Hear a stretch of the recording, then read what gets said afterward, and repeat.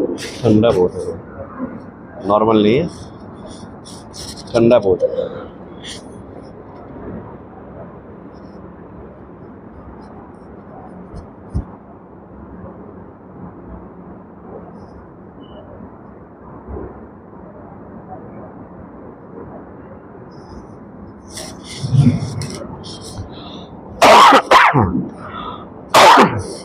ठंडा इसमें ठंडा पानी है।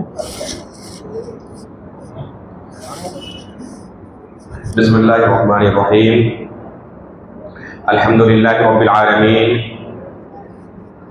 वस्सलातु वस्सलामु अला रसूलिहि मुहम्मदिन व आलिहि व सहबिहि अजमईन। अशहदु अन ला इलाहा इल्लल्लाह वहदहु ला शरीका लह व अशहदु अन्न मुहम्मदन अब्दुहु व रसूलुहु, अम्मा बाद। मुहतरम मुकर्रम हाज़िरीन मजलिस,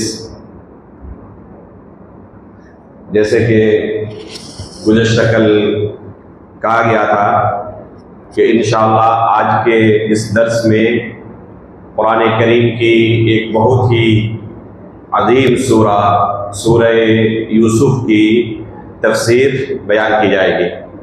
अल्लाह रब्बुल आलमीन से दुआ है कि अल्लाह रब्बुल आलमीन इस किस्से के अंदर, इस अजीम सूरह के अंदर हमारे लिए जो इबरत की, नसीहत की चीज़ें हैं, उनसे हमें सबक हासिल करने की तौफीक अता फरमाएं। एक बहुत ही अजीम सूरह है, जिस सूरह के अंदर अल्लाह रब्बुल आलमीन ने अपने एक मुअज़्ज़ज़ और जलीलुल क़द्र नबी का किस्सा मुकम्मल बयान किया है। इस सूरह के शुरू में अल्लाह रब्बुल आलमीन ने बयान किया है, नहनु नक़ुस्सु अलैका अहसनल क़सस, कि हम आपको बेहतरीन किस्सा बयान करने वाले हैं, सबसे बेहतरीन किस्सा। अल्लाह रब्बुल आलमीन ने शुरू में ही कहा है कि एक किस्सा है इस सूरह के अंदर, किनका? एक नबी का, यूसुफ अलैहिस्सलातु वस्सलाम का, उनके वालिद मोहतरम याकूब अलैहिस्सलाम और उनके भाइयों के दरमियान जो वाक़यात रूनमा हुए, भाइयों की तरफ से हसद किया जाना और उनको तरह तरह से तकलीफ़ें पहुँचाना, अपने वालिद से जुदा हो जाना और मुख्तलिफ तरह की मुसीबतों का सामना करना, और फिर अल्लाह रब्बुल आलमीन का उनको आखिर में दुनिया के सामने सुरखरू करना, इन तमाम चीज़ों के अंदर मोमिनों के लिए बहुत सारी इबरत की, नसीहत की चीज़ें हैं। तो ये एक ऐसी सूरत है जिसमें मुकम्मल एक नबी के किस्से को बयान किया गया है। जो बाकी सूरतें कुरान की हैं उनके अंदर भी बहुत सारे अंबिया इकराम के किस्से मौजूद हैं। मूसा अलैहिस्सलातु वस्सलाम का किस्सा इससे पहले हम कई जगहों पर पढ़ चुके हैं। अभी जो गुज़श्ता कल जिस सूरह की तफसीर की गई थी, सूरह हूद की, उसके अंदर मूसा अलैहिस्सलाम का किस्सा, हूद अलैहिस्सलातु वस्सलाम का किस्सा, सालेह अलैहिस्सलाम का किस्सा, शुएब अलैहिस्सलाम का किस्सा, इब्राहिम अलैहिस्सलाम का किस्सा, इन तमाम नबियों के किस्से सूरह हूद के अंदर अल्लाह रब्बुल आलमीन ने बयान किए। लेकिन ये ऐसी सूरत है जिसमें एक नबी के पूरे वाक़े को एक ही जगह अल्लाह ताला ने बयान कर दिया, अलग अलग सूरतों के अंदर नहीं, एक ही सियाक में, एक ही सूरत के अंदर मुकम्मल किस्से को अल्लाह ताला ने बयान कर दिया है। और इस किस्से के दरमियान अल्लाह रब्बुल आलमीन ने नसीहत की बहुत सारी आयतें नाजिल की कि इस किस्से के अंदर आम लोगों के लिए क्या नसीहत है। ये सूरह मक्की सूरत है, मक्का में नाजिल हुई है। इस सूरह के नुज़ूल का जो ज़माना है वो भी बहुत अहमियत रखता है। अभी सीरत के दर्स में जिन वाक़यात को हम सुन रहे हैं, अल्लाह के रसूल सल्लल्लाहु अलैहि वसल्लम की ज़िंदगी में इन्हीं वाक़यात के ज़माने में ये सूरह नाज़िल हुई थी। अल्लाह के रसूल सल्लल्लाहु अलैहि वसल्लम की ज़ौजे मोहतरमा खदीजा रज़ियल्लाहु ताला अन्हा और आपके चचा अबू तालिब, इन दोनों की वफात एक ही साल हो गई। बहुत ही मुख्तसर वक्फे के दौरान इन दोनों की वफात हुई। ये अल्लाह के रसूल सल्लल्लाहु अलैहि वसल्लम के लिए दुख का जमाना था। इसे तारीख में आमुल हुज़्न कहा जाता है, दुख का साल। अल्लाह के रसूल के ऊपर मुसीबतों का पहाड़ टूट पड़ा था। जब भी दुश्मनों की तरफ से कोई हमला होता, दुश्मनों की तरफ से अल्लाह के रसूल और आपके सहाबा इकराम को परेशान किया जाता, तो अल्लाह के रसूल सल्लल्लाहु अलैहि वसल्लम के पास सहारा लेने के लिए दो जगह थी। एक ज़ौजे मुहतरमा खदीजा रज़ियल्लाहु ताला अन्हा और एक चचा अबू तालिब।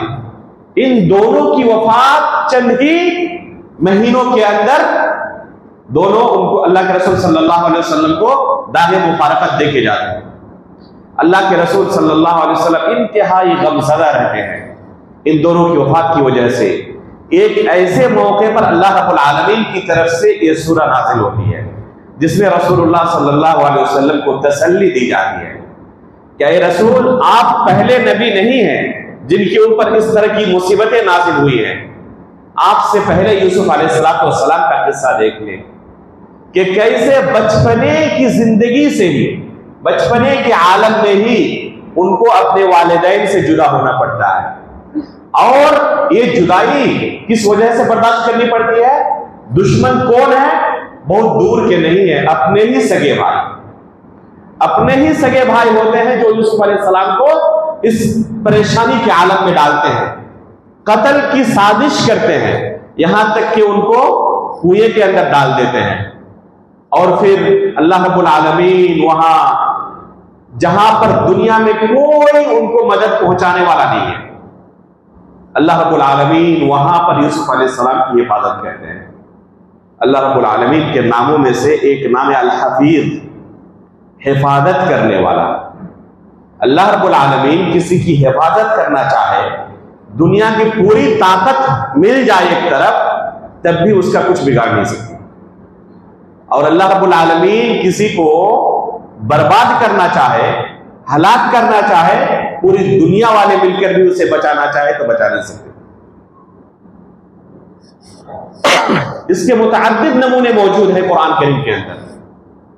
मूसा अलैहिस्सलाम का वाकया देखें जो कि सूरतुल क़सस के अंदर तफसील से आने वाला है कि कैसे दरिया के अंदर जहां पर ताकतवर से ताकतवर इंसान भी नहीं बच पाता, किसी के अंदर इतनी ताकत है कि दरिया से, समुंदर से जंग जीत सके और वहां से सही सालिम वापस आ जाए। एक शीरखार बच्चे को अल्लाह रब्बुल आलमीन ने दरिया के अंदर उसकी हिफाजत की, और कहां पर परवरिश हुई? दुश्मन के घर में। इसी तरह यूसुफ अलैहिस्सलाम को भाइयों ने साजिश की कि उनको दुनिया से खत्म कर दें, इसलिए उन्होंने क्या किया? कुएं के अंदर डाल दिया।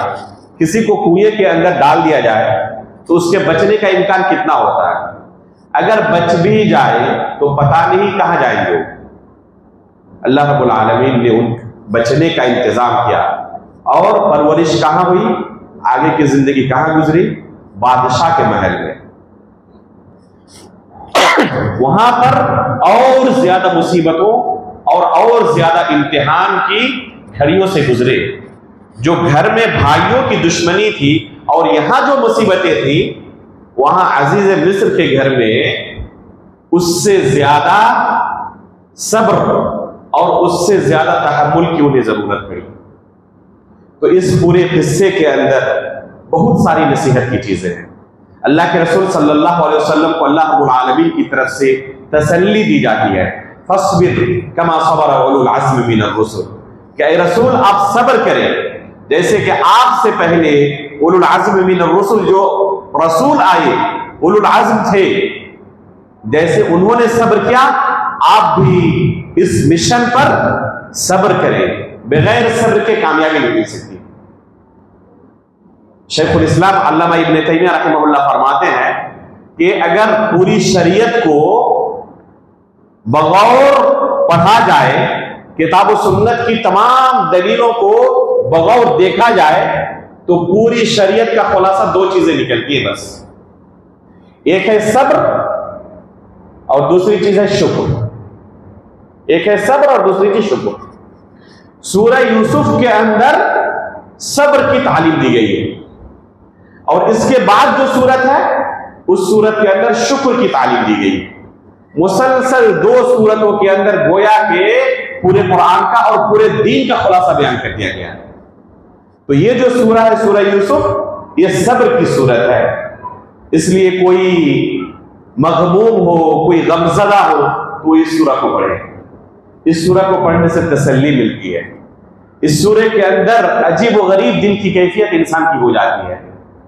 इंसान अल्लाह रब्बुल आलमीन के करीब आता है, अंबिया इकराम के किस्से से वाक़फ़ियत हासिल होती है और इस दीन की नियमत का एहसास होता है कि कैसे अंबिया इकराम को तकलीफें दी गई और उन्होंने सब्र करके इस दीन को आने वाली नस्ल तक पहुंचाया। तो ये अजीम सूरत है। उमर फारूक रज़ी अल्लाह ताला अन्हु की सीरत में आता है कि फजर की नमाज में बकसरत सूरह यूसुफ की तिलावत किया करते थे। और जब हदीस के अंदर किसी सूरा के बारे में आए कि अल्लाह के रसूल सल्लल्लाहु अलैहि वसल्लम या सहाबा इकराम फला सूरा की तिलावत किया करते थे नमाज में, तो इसका माना होता है मुकम्मल सूरत की तिलावत किया करते थे, आधी सूरत की या बाज आयतों की नहीं। इसीलिए उलमा फरमाते हैं कि जिन नमाज की जिन जगहों में या जिन अय्याम में बाद सूरतों की तिलावत मसनून है, तो मसनून का माना यह है कि मुकम्मल सूरत की तिलावत की जाए। मसलन जुमा के दिन फजर की नमाज में क्या है, सूरह सजदा है और सूरतुल इंसान, सूरतुल दहर जिसे कहते हैं। बाद आई में क्या करते हैं, वो आधी सूरत पढ़ते हैं। ये सुन्नत नहीं है। अगर जायज की बात की जाए तो कुरान के कहीं से भी कोई पढ़े जायज है। कुरान के कहीं से भी कोई जू माना आयत की तिलावत करे तो नमाज हो जाती है, जायज है। लेकिन अगर कोई कहे कि रसूलुल्लाह सल्लल्लाहु अलैहि वसल्लम की सुन्नत की तत्बीक देना चाहता हूं, तो उसको चाहिए कि मुकम्मल सूरत की तिलावत करे। उसको चाहिए कि जैसे जुमा की नमाज में अल्लाह के रसूल की सुन्नत क्या है, सूरतुल जुमा और सूरतुल मुनाफिकून या सूरतुल आला और सूरतुल गाशिया की तिलावत करते थे। तो चंद आयतों की तिलावत से सुन्नत अदा नहीं होती है। अगर किसी को सुन्नत की इत्तिबा मकसूद है तो उसे चाहिए कि मुकम्मल सूरत पढ़े। इसी तरह सलाते वित्र के अंदर भी अल्लाह के रसूल सल्लल्लाहु अलैहि वसल्लम की सुन्नत क्या है, पहली रकात में सब्बिह इस्म रब्बिकल आला, तो मुकम्मल सूरत पढ़नी है। अगर सुन्नत की तत्बीक कोई देना चाहे तो वैसे जायज है, कहीं से भी पढ़ सकता है। लेकिन अगर ये नीयत है कि मैं सुन्नत की इत्तिबा कर रहा हूं तो उसे चाहिए कि मुकम्मल सूरत पढ़े। ये बात कहां से निकली थी, हाँ, उमर फारूक रज़ी अल्लाह ताला अन्हु इस सूरह यूसुफ की तिलावत किया करते थे बकसरत फजर की नमाज में। मुकम्मल सूरत पढ़ डालते थे पहली रकात के अंदर और दूसरी रकात को मुख्तसर करते थे, दूसरी रकात को मुख्तसर करते थे। तो ये एक अजीम सूरह है। इस सूरह की शुरुआत होती है हुरूफ़े मुक़त्तआत से। इससे पहले भी कई सूरतें गुजर चुकी हैं जिनकी शुरुआत हुरूफ़े मुक़त्तआत से होती है। हुरूफ़े मुक़त्तआत का मतलब अलिफ लाम मीम ज़ालिकल किताब। तो ये अलिफ लाम मीम जो है इसको क्या कहते हैं, हुरूफ़े मुक़त्तआत। इस तरह कुरान के अंदर बहुत सारी सूरतें हैं जिनकी शुरुआत इस तरह के हुरूफ से होती है। जैसे सूरह मरियम है, काफ हा या ऐन साद। तो इस तरह बहुत सारी सूरतें हैं, इनको हुरूफ़े मुक़त्तआत कहा जाता है। इनका हकीकी और सही माना अल्लाह रब्बुल आलमीन को मालूम है। इस बारे में बहुत सारे अक़वाल है मुफस्सिरीन के कि इनका क्या माना है, लेकिन सबसे सही तफसीर इसकी यह है कि सही माना सिर्फ अल्लाह रब्बुल आलमीन को मालूम है। अल्लाह ताला बेहतर जानता है कि इसका सही माना क्या है। ये कुरान के मुअजिज़े के तौर पर अल्लाह रब्बुल आलमीन ने नाज़िल किए हैं। इसीलिए आप पाएंगे कि तमाम हुरूफ़े मुक़त्तआत में जितनी सूरतों में ये हुरूफ़े मुक़त्तआत मौजूद हैं, इन हुरूफ के बाद फौरन जो दूसरी आयत है उसमें कुरान के ताल्लुक से बयान मौजूद है। जैसे सूरह बकरा में क्या है, अलिफ लाम मीम ज़ालिकल किताबु ला रैब फीहि हुदल लिल मुत्तकीन।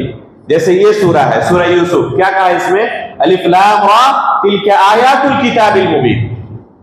तो फौरन कुरान के बारे में तिल्का आयातुल किताबिल मुबीन कि ये किताब मुबीन है, एक वाज़ेह किताब है।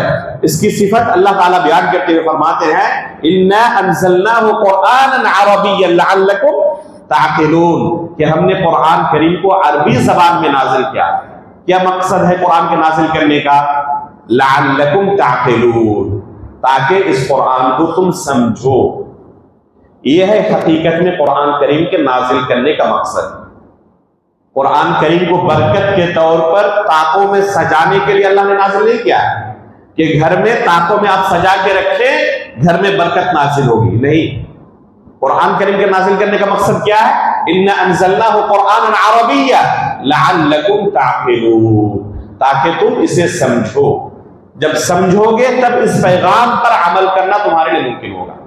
किताबुन अंज़लनाहु इलैका मुबारकुन लियद्दब्बरू आयातिही, ये बड़ी बाबरकत किताब है। बरकत कैसे हासिल की जाएगी? इसकी आयतों पर तदब्बुर करके, गौर व फिक्र करके। यहां पर अल्लाह ताला ने कुरान को किस जबान में नाज़िल किया? क्या कहा? इन्ना अंज़लनाहु कुरआनन अरबिय्या, कि अरबी जबान के अंदर हमने इसे नाज़िल किया है। इस आयत से उलमा ने इस्तेदलाल किया है कि किताब व सुन्नत को समझने के लिए अरबी जबान का जानना शर्त है। बगैर अरबी जबान के जाने हुए किताब व सुन्नत को कोई सही तरीके से नहीं समझ सकता। तर्जुमा करके एक हद तक किताब व सुन्नत के अंदर जो अहम पैगामात हैं, जिनसे एक मुसलमान पर या एक शख्स पर, इंसान पर हुज्जत कायम हो जाती है, ये तो मुमकिन है।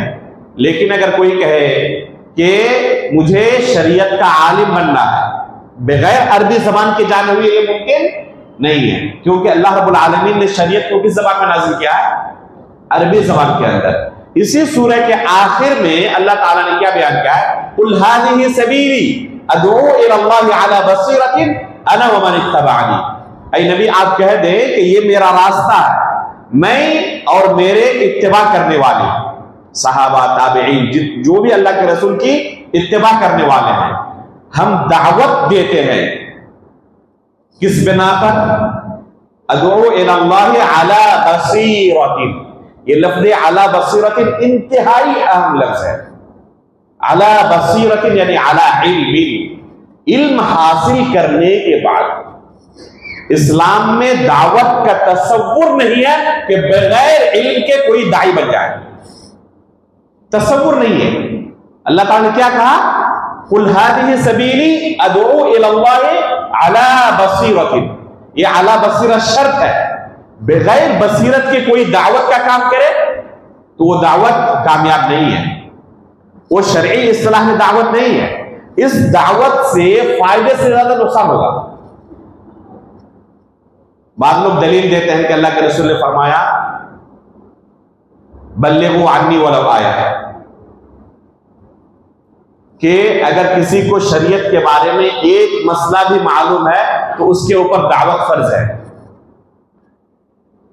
इस हदीस का कतअन ये माना नहीं है जो लोग समझते हैं। साहबा इकराम ने, ताबईन ने कतअन ये माना नहीं समझा था कि अगर किसी को शरीयत के किसी मसले के मुतालिक मालूम हो जाए तो उसके लिए लोगों के सामने अपने आप को दाई की शक्ल में पेश करने का जवाज है, बल्कि लोग जरूरी समझते हैं। बेशुमार सलफ सालिहीन के, ताबईन, तबे ताबईन के नुसूस मौजूद हैं कि अगर किसी ने शरीयत का इल्म हासिल नहीं किया तो उससे इल्म दीन ना सीखो। वो इस बात के अहल नहीं है कि वो लोगों के सामने अपने आप को पेश करे और दीन की दावत लोगों को दे, लोगों को दीन सिखाए, बल्कि ये काम किनका है? अहले इल्म का है। इस बारे में सलफ सालिह के नजदीक कोई इख्तिलाफ नहीं था। और ये हदीस जो पेश की जाती है ना, ये हदीस, इसका सिर्फ एक टुकड़ा पेश किया जाता है। ये हदीस सही बुखारी के अंदर मौजूद है। पूरी हदीस पढ़ें, उसी हदीस के अंदर जवाब मिल जाएगा कि इस हदीस का क्या माना है। पूरी हदीस क्या है? अल्लाह के रसूल क्या फरमाते हैं? बल्लिगू अन्नी वलौ आया वहद्दिथू अन बनी इस्राईल वला हरज वमन कज़ब अलैया मुतअम्मिदन फल्यतबव्वा मक़अदहू मिनन नार। यह है मुकम्मल हदीस। अल्लाह के रसूल ने इस हदीस के अंदर अन्नी और अलैया दो लफ्ज़ इस्तेमाल किया कि अगर मेरे हवाले से किसी को कोई चीज बयान कर रहे हो तो मुझसे वो चीज साबित होनी चाहिए, और अगर मुझसे साबित ना हो और तुमने मेरी तरफ निस्बत कर दी जानबूझकर, तो दुनिया में ही वो शख्स अपना ठिकाना जहन्नम बना ले। इसी वजह से सहाबा इकराम अपने कानों से अल्लाह के रसूल की जबान से कोई चीज सुने होते, किसी दूसरे के वास्ते से नहीं, खुद अपने कानों से सुने होते। आज तो 1400 साल का जमाना गुजर गया, हम किताबों में अल्लाह के रसूल की हदीसें पढ़ते हैं और हमें यकीन नहीं होता कि हकीकत में यह हदीस साबित है या ज़ईफ है या मौजू है। वो सहाबा इकराम अपने कानों से अल्लाह के रसूल से सुने होते। जब कोई सवाल करने के लिए आता तो किसी दूसरे की तरफ इहाला कर देते कि फलां से जाकर पूछ लें। उनके पास जाता साइल किसी तीसरे की तरफ इहाला कर देते। इस तरह सवाल करने वाला चक्कर लगाते लगाते पहले शख्स के पास आ जाता। जब उन्हें यकीन हो जाता कि जवाब दिए बगैर कोई चारा नहीं है, तब जवाब देते और थर थर कांप रहे होते कि अल्लाह के रसूल की हदीस बयान कर रहा हूं, कहीं मुझसे कोई गलती ना हो जाए। उसके बाद भी कहते कि औ कमा काला रसूलुल्लाह सल्लल्लाहु अलैहि वसल्लम, शायद ऐसे ही अल्लाह के रसूल ने कहा। अपने कानों से सुनने के बाद उनकी हालत होती। क्यों? डर था कहीं ऐसा ना हो कि हकीकत में अल्लाह के रसूल ने ऐसा ना कहा, मुझसे सुनने में गलती हो गई हो, अल्लाह के रसूल की तरफ निस्बत करूं और मेरा ठिकाना जहन्नम बन जाएगा। ये लोग जो ये इस हदीस से इस्तेमाल करते हैं और दावत के मैदान में उतर जाते हैं बगैर इल्म के, किसी अरबी किताब को पढ़ने की सलाहियत तक नहीं होती, समझना तो दूर की बात है। वो क्या करते हैं? क्या अल्लाह के रसूल की कोई हदीस सिर्फ सुना देते हैं लोगों को, या तशरीह करते हैं, उसका माना बयान करते हैं? जैसे कुरान की एक आयत है, अल्हम्दुलिल्लाह रब्बिल आलमीन अर्रहमानिर रहीम मालिक यौमिद्दीन, क्या लोगों के पास जाके आयत पढ़ के चले आते हैं या उसका माना बयान करते हैं? ये माना कहां से उन्होंने बयान किया? जब उनके पास इल्म नहीं है शरीयत का, जाहिर सी बात है कि अपनी तरफ से जो उन्होंने समझा उसको बयान किया। वो कह सकते हैं कि हकीकत में यही शरीयत है। सहाबा इकराम अपने कानों से सुनने के बाद कांपते थे। और आज हालत यह है कि जिस हदीस को दलील बनाते हैं उसी हदीस को नहीं समझते। इसलिए मेरे भाइयों, ये बहुत अहम मसला है, ये आसान नहीं है। इसको कई दुरुस में मैंने इसलिए इस पर तनबीह की क्योंकि ये फितने की शक्ल में उभर रहा है। सहाबा इकराम, ताबईन, तबई ताबईन के जमाने ऐसे सैकड़ों लोग मौजूद थे उस जमाने में भी जो इस तरह दीन की दावत के मैदान में आगे बढ़े हुए थे और लोगों को दीन सिखाना चाहते थे। सलफ़े सालिहीन इनके बारे में लोगों को तहज़ीर करते कि इनसे दीन नासिब हो। ला तअख़ुदू अन्हु युक़ालु लैसा मिन अहलिही, कहा जाता कि ये उसके अहल नहीं, अहले इल्म में से नहीं है। इमाम मालिक रहमहुल्लाह इसकी तफसीर करते हुए कहते हैं कि उन्होंने इस इल्म को जो पेश करते थे लोगों के सामने, किताबों से रट लिया था, उस्ताद से नहीं सीखा था। तो अल्लाह रब्बुल आलमीन ने इस सूरह के शुरू में क्या कहा? इन्ना अंज़लनाहु क़ुरआनन अरबिय्यन लअल्लकुम ताक़िलून, और आखिर में इसी सूरह में कहा है कुल हाज़िही सबीली अदऊ इलल्लाहि अला बसीरतिन अना व मन इत्तबअनी। तो इल्म बुनियादी शर्त है किताब व सुन्नत की दावत व तबलीग के लिए। इसके बाद अल्लाह रब्बुल आलमीन इस किस्से को शुरू करते हैं जो कि यूसुफ अलैहिस्सलाम के किस्से के तौर पर मारूफ है। इसकी शुरुआत कहां से होती है इस किस्से की? इज़ क़ाल यूसुफ लि अबीही या अबती इन्नी रअयतु अहद अशरा कौकबन वश्शम्स वल क़मरा रअयतुहुम ली साजिदीन। वालिद मुहतरम, अब्बा जान, मैंने ख्वाब देखा है। इसमें क्या नसीहत हमारे लिए कि वालिद को इस तरह अदब और एहतराम के साथ खिताब करना चाहिए। बाद लोग अपने वालिद के साथ बातचीत करते हैं, किसी अजनबी ने अगर देख लिया तो पता भी नहीं चल पाएगा उन दोनों के आपस के कलाम से कि ये वालिद है और वो बेटा है। वालिद की ताज़ीम और तौक़ीर, खिताब के वक्त अदब और एहतराम के साथ उनको खिताब करना ये जरूरी है। क्या फरमाते हैं? या अबती, ये बाप भी कौन है? वो बाप भी नबी है।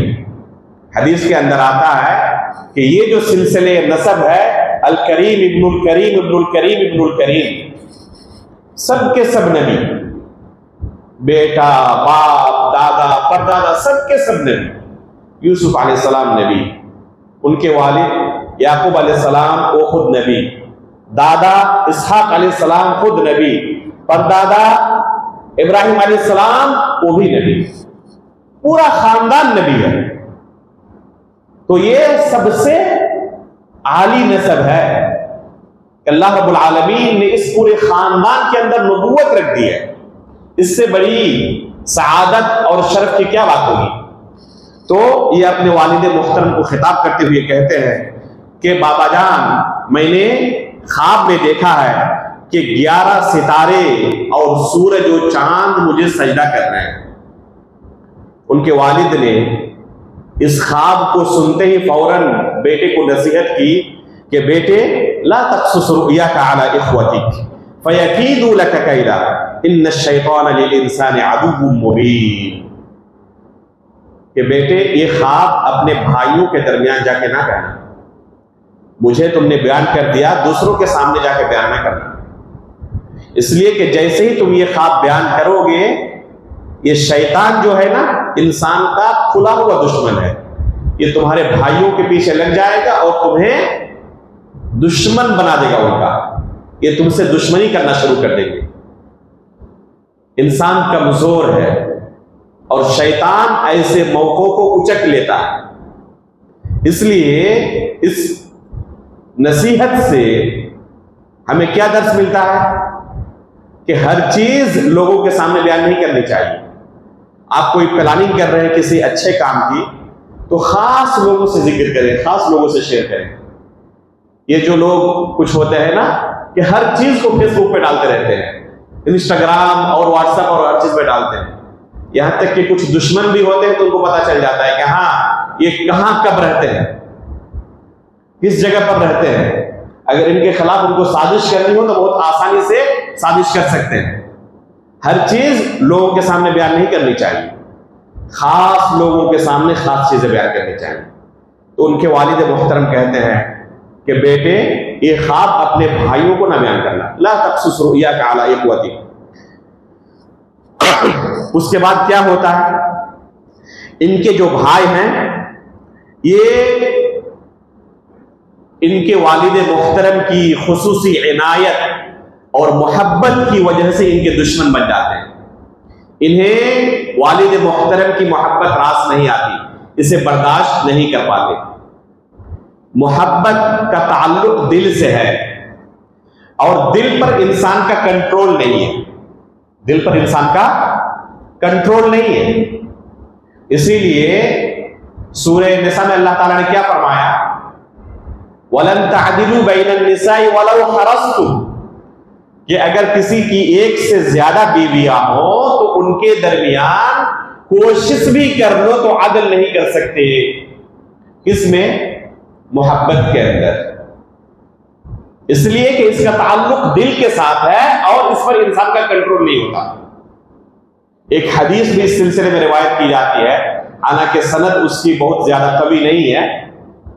वो हदीस क्या है, अल्लाह के रसूल सल्लल्लाहु अलैहि वसल्लम अपनी बीवियों के दरमियान बारी तकसीम करने के बाद कहते हैं कि अल्लाह, ये मेरी तकसीम है जिसका मैं मालिक था, जिस पर मेरी कुदरत थी, लेकिन जिस चीज पर मेरी कुदरत ही नहीं है उस पर तू मेरा मुआखजा ना करना। वो कौन सी चीज है? वो है मोहब्बत। दिल के ऊपर इंसान का कंट्रोल नहीं है, तो इस पर अल्लाह रब्बुल आलमीन मुआखजा नहीं करने वाला। ये मोहब्बत का जो मामला है वो फितरी चीज है। एक जो हुस्ने सीरत वाला हो उससे दिल ऑटोमेटिकली मोहब्बत करने लगता है, और कोई बदसीरत हो तो कोशिश भी करे उससे मोहब्बत नहीं हो पाती। तो मोहब्बत का मामला खुद सामने वाले के ऊपर है कि वो कैसे उसके साथ ताअमुल करता है। तो उनके वालिद की मोहब्बत फितरी मोहब्बत थी। यूसुफ अलैहिस्सलाम से दूसरे भाइयों की मोहब्बत रास नहीं आई, चुनांचे उन्होंने आपस में प्लानिंग करना शुरू कर दिया क्या कहा? उक़्तुलू यूसुफ अवी तुरहूहु अर्दन यख्लु लकुम वजहु अबीकुम व तकूनु मिन बअदिही कौमन सालिहीन। ये शैतानी चाल है।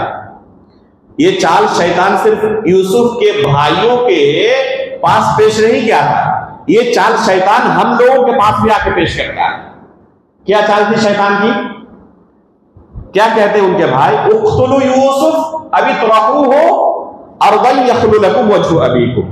यूसुफ को कत्ल कर डालो, उसे दुनिया से खत्म कर दो, या किसी ऐसी दूर जगह उनको छोड़ के आ जाओ कि वालिद मोहतरम का साया उनके ऊपर न पड़े। होगा क्या? जब वो रहेंगे नहीं तो वालिद की मुकम्मल मोहब्बत तुम्हें हासिल हो जाएगी। उसके बाद क्या करना? ये शैतानी चाल है। व तकूनु मिन बअदिही कौमन सालिहीन। अभी कत्ल कर दो, बाद में नेक बन जाना, बाद में तौबा वगैरह करके बाद में नेक बन जाना। ये चाल शैतान लोगों के पास भी आके पेश करता है कि ये गुनाह कर लो, उसके बाद तौबा कर लेना, उसके बाद नेक बन जाना। ये शैतानी चाल है। तौबे का ये माना नहीं है, तौबा का ये माना नहीं है। ये सलाह अल्लाह रब्बुल आलमीन के यहाँ काबिल कबूल नहीं है कि पहले से इंसान तख्तीत करे, प्लानिंग करे कि पहले ये गुनाह कर लेते हैं बाद में नेक बन जाएंगे। तो यही चाल शैतान ने यूसुफ अलैहिस्सलाम के भाइयों के पास आकर रखी थी, व तकूनु मिन बअदिही कौमन सालिहीन, कि बाद में तुम नेक बन जाना। भाइयों ने क्या किया? उनमें से एक भाई ने कहा, ला तक़्तुलू यूसुफ व अलक़ूहु फ़ी ग़याबतिल जुब यल्तक़ितहु बअदु सय्यारति इन कुंतुम फ़ाइलीन। एक भाई ने कहा कि अपना ही भाई है, कत्ल ना करो, एक काम करो, अगर करना ही है तो एक गहरे कुएं के अंदर डाल दो, कोई रास्ते का मुसाफिर आएगा और हो सकता है कि वहां से उठाकर अपने मुल्क लेके चले जाए, इसलिए तुम्हारा जो असल मकसद है वो हासिल हो जाएगा और उनकी जान भी तुम नहीं लोगे। तो इस तरह उस भाई ने मशवरा रखा, लोगों को ये मशवरा पसंद आया, ये अपने वालिद के पास पहुंच गए। वालिद के पास जाकर उन्होंने दरखास्त रखी। क्या कहा? अरसिलहु मअना गदन यरता व यलअब व इन्ना लहू लहाफिज़ून। वालिद मोहतरम, यूसुफ को कल हमारे साथ भेजे, हम पिकनिक पर जाना चाहते हैं, हम बाहर थोड़ा घूमने के लिए जाना चाहते हैं। नरता व नलअब, थोड़ा खेलेंगे कूदेंगे, इसलिए यूसुफ को आप हमारे साथ भेज दें, हम उनकी पूरी रखवाली करेंगे, पूरी हिफाजत करेंगे। व इन्ना लहू लहाफिज़ून। क़ाल इन्नी लयहज़ुनुनी अन तज़हबू बिही व अख़ाफ़ु अन यअकुलहु ज़ि'ब व अंतुम अन्हु गाफ़िलून। यूसुफ अलैहिस्सलाम के वालिद ने क्या कहा कि मुझे डर है कि तुम जाने के बाद यूसुफ से गाफिल हो जाओ और भेड़िया आकर यूसुफ को खा ले। मुझे डर लग रहा है कहीं यूसुफ के साथ कोई हादसा पेश ना आ जाए। यहां पर एक नसीहत है हमारे लिए, वो ये कि दुश्मन को कभी इस तरह चाल के बारे में नहीं बताना चाहिए।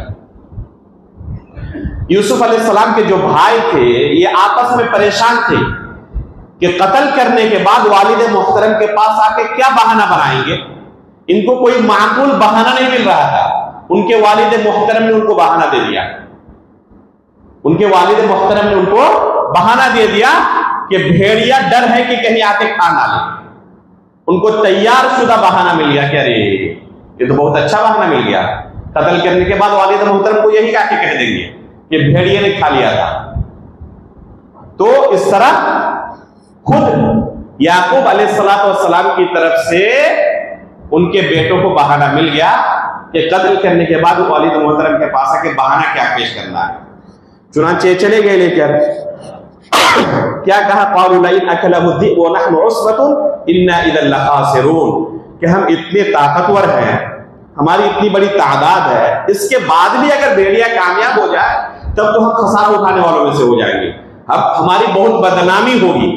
ये कैसे हो सकता है कि हम इतने भाई हैं, हमारी इतनी ताकत है, इतना इत्तेफाक है हमारे दरमियान, उसके बाद भी भेड़िया कामयाब हो जाए, ये नहीं हो सकता। फलम्मा ज़हबू बिही व अजमअू अन यजअलूहु फी ग़याबतिल जुब व अवहयना इलैहि लतुनब्बिअन्नहुम बिअम्रिहिम हाज़ा व हुम ला यशऊरून। ये लोग सब लेके यूसुफ अलैहिस्सलाम को चले गए और इन्होंने इत्तेफाक कर लिया कि यूसुफ को अब कुएं में डालना है, और जाकर उन्होंने इस प्लान को अमली तत्वीक दे दिया। जो प्लान किया था आपस में जो प्लान किया था उसे अमली जामा पहना दिया। जाके यूसुफ अलैहिस्सलाम को क्या किया, कुएं में जाके डाल दिया।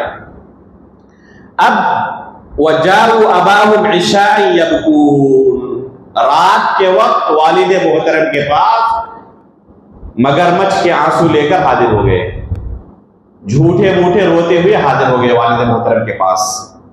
क़ालू या अबाना इन्ना ज़हबना नस्तबिक़ व तरकना यूसुफ इंद मताइना फ़अकलहु ज़ि'ब। बाद क़ुर्रा फ़अकलहु पे वक्फ करते हैं, ये जायज़ नहीं है। अगर फ़अकलहु पे वक्फ करें तो क्या माना होगा कि हमने यूसुफ अलैहिस्सलाम को छोड़ा था सामान के पास और पूरा खा लिया, यानी गोया कि यूसुफ अलैहिस्सलाम ने पूरे सामान को खा लिया, ये मानना निकलेगा।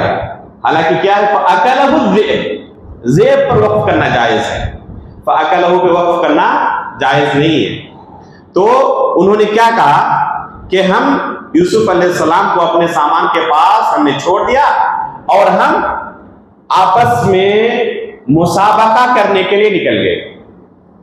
इससे पता चलता है कि खेलकूद वगैरह का मुसाबका करना जायज़ है, कंपटीशन करना जायज़, इसमें कोई हर्ज नहीं है, अगर दीन से शरीयत से गफलत ना हो तो।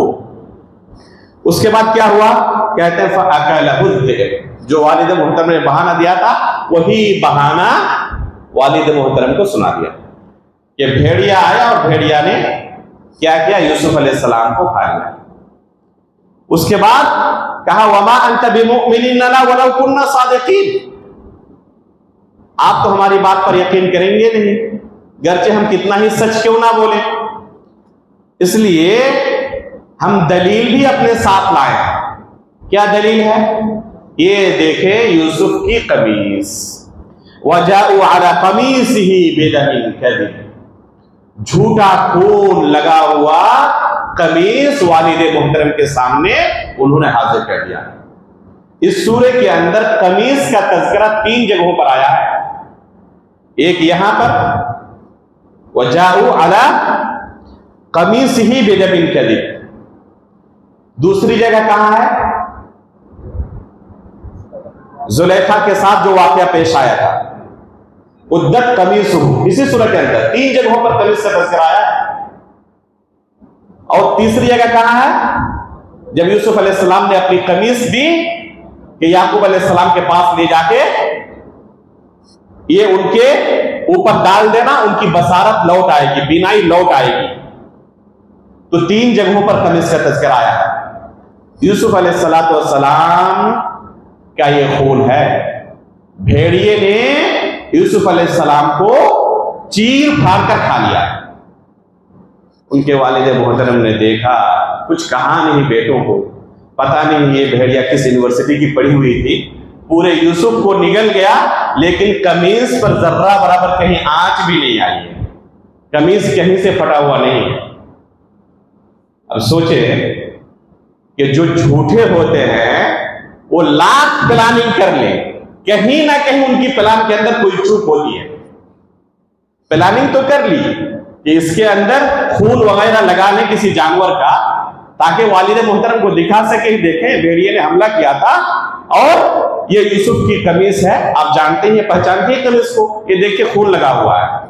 लेकिन इतना उन्हें होश नहीं आया कि एक भेड़िया एक इंसान को चीर फाड़ कर खा ले और कमीज बिल्कुल सही सलामत है, उसमें कहीं पर आंच भी ना आए। यूसुफ अलैहिस्सलाम समझ गए, लेकिन क्या कहा, फसब्रुन जमील, कि अब सब्र करना, इसके अलावा कोई दूसरा रास्ता नहीं। यही जुमला फसब्रुन जमील का अम्मा आयशा रज़ियल्लाहु ताला अन्हा ने कहा था। इस वक्त वाक़ई इफ्क में, इफ्क का वाक़या मालूम है ना, वाक़या इफ्क में यही वाक़या अम्मा आयशा रज़ियल्लाहु ताला ने कहा था, जब अल्लाह के रसूल ने अम्मा आयशा से कहा कि इस तरह आपके बारे में लोग तोहमतें लगा रहे हैं, आपका क्या कहना है? तो अम्मा आयशा रज़ियल्लाहु ताला ने कहती हैं अपने वालिद मोहतरम को कि आप अल्लाह के रसूल को जवाब दें। अबू बकर सिद्दीक़ कहते हैं मैं क्या जवाब दूं, मुझे कुछ समझ में नहीं आ रहा। अपनी अम्मा की तरफ देखती हैं और कहती हैं कि अम्मा आप जवाब दें अल्लाह के रसूल को। उनकी अम्मा भी यही जवाब देती हैं, दोनों हाथ खड़े कर लेते हैं, क्या जवाब दें कुछ समझ में नहीं आ रहा है। उसके बाद अम्मा आयशा क्या कहती हैं कि मैं लाख सच कहूं अभी मेरी बात कोई कबूल करने वाला नहीं है, मैं वही कहूंगी जो यूसुफ अलैहिस्सलाम के वालिद ने कहा था, फसब्रुन जमील। अब मुझे सब्र करना है, यहां तक कि अल्लाह की तरफ से मेरी बराअत के लिए अल्लाह रब्बुल आलमीन कोई रास्ता निकाल दे। तो यही बात अम्मा आयशा रज़ियल्लाहु ताला ने वाक़ई के दरमियान कहा था। इसमें हमारे लिए भी नसीहत है कि अगर पूरी दुनिया तारीक नजर आए, कोई आपका साथ देने वाला ना हो, सब्र करें, फसब्रुन जमील। अल्लाह रब्बुल आलमीन आपके साथ है। अल्लाह रब्बुल आलमीन की अदालत में नाइंसाफी नहीं होती, आपको इंसाफ मिलने वाला है, बस जरूरत है कि सब्र करें। अगर इन अंबिया इकराम को इतनी लंबी मुद्दत तक सब्र की जरूरत पड़ सकती है तो हम तो गुनाहों के पुतले हैं, हमें किस कदर सब्र की जरूरत है। तो ये सूरह सब्र के साथ ही शुरू से आखिर तक सब्र के साथ ताल्लुक रखने वाला है। तो उनके वालिद मोहतरम ने यही कहा कि अब सब्र करने के अलावा मेरे पास कोई चारा नहीं है। वक्त काफी हो चुका और इस किस्से के अभी शुरुआत में हम हैं। इस किस्से के अंदर इतनी नसीहत की चीजें हैं, उलमा ने मुस्तकिल किताबें लिखी हैं सिर्फ इस किस्से से जो फवाइद और जो नसीहत की चीजें हैं उनको बयान करने के लिए। गुज़श्ता 2 दिन से एक किताब देख रहा हूं, तकरीबन 1100 सफ़े की किताब है, सिर्फ इस किस्से के फवाइद को बयान किया है। शेख अमर बिन अब्दुल मुनीम सलीम हफ़िज़हुल्लाह अल्लामा अलबानी के शागिर्द हैं। तो इसलिए मैं चाहता हूं कि जल्दबाजी ना करते हुए, अभी हमारे पास इंशाअल्लाह वक्त है, इस किस्से को आइंदा कल हम सुनेंगे। इसमें हमारे लिए बहुत सारी नसीहत की चीजें हैं।